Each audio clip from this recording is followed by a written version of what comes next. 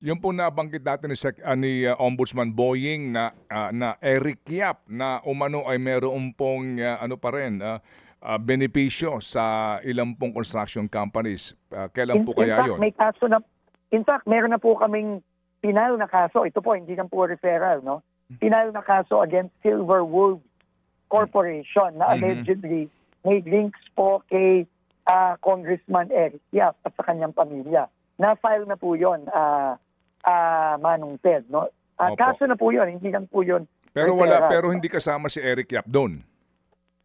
Wala pa po kasing nahahanap na direct link, no? Pero yun din po ang Opo. ni Ombudsman Boying Remulla na hinahanapan na rin po nila ng direct link. Opo. Pero kayo po sa DPWH, meron na ho ba kayong findings doon sa sinasabing mga overpriced na mga proyekto sa distrito po ni Mr. Eric Yap?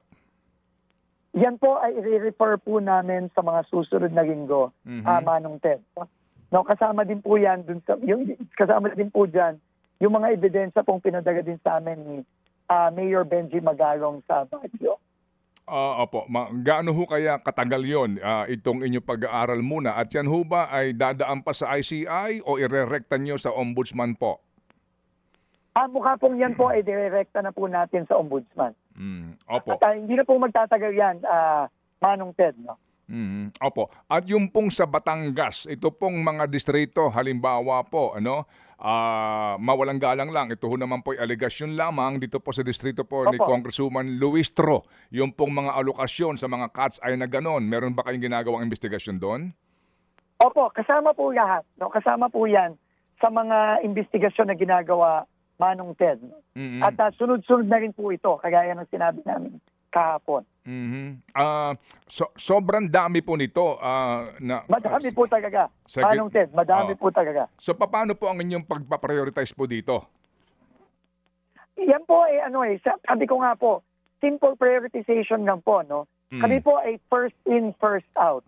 Meaning, kung meron pong mga nakakaabot sa amin, merong mga inuna ng mga investigasyon, yun po ay tinatapos muna at ngayon nga po, hindi naman po namin kaya yan na kami gang Manong Ted, no? Kaya nga po, ang ginawa po ng ICI, nagbuo na rin po ng iba't ibang mga ahensya para tumulong.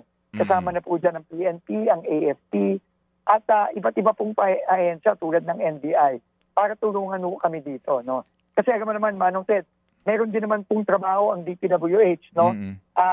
Aparte dito sa pag-iimbestiga at kailangan po talagang magtulong-tulungan po ang mga iba't ibang ahensya ng gobyerno para dito. Mga kapatid, brothers and sisters, saan ka pa? Dito na tayo sa totoo. Dito na tayo sa True FM. Mga kapatid, mag-subscribe and follow po kayo sa social media accounts ng True Network PH. Yan po kami, hanapin nyo lang True Network PH, Facebook, Instagram, YouTube, TikTok, and podcast. Mapa Apple or Spotify man yan, mahahanap nyo kami. Lahat ng mga napapanood at napapakinggan nyo po sa programa, nasa social media accounts namin yan. So, paano mga kapatid? See you sa social media!